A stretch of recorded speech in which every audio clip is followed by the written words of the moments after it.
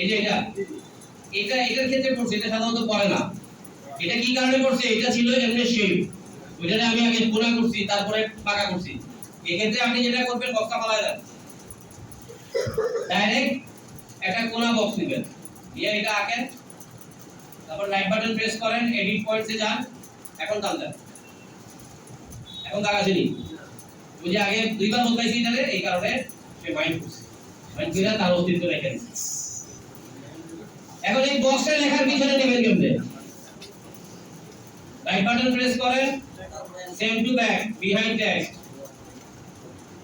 বক্সে যদি পিছনে নিতে চান, এটার উপর মাউসের রাইট বাটন প্রেস করবেন, তারপরে দেখেন সেন্ড টু ব্যাক আছে, বিহাইন্ড টেক্সট দেন, পিছনে চলে গেল।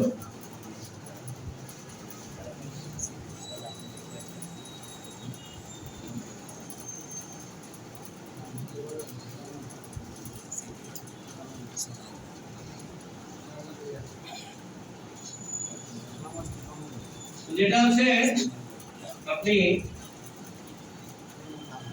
টেবিল তো বুঝছেন,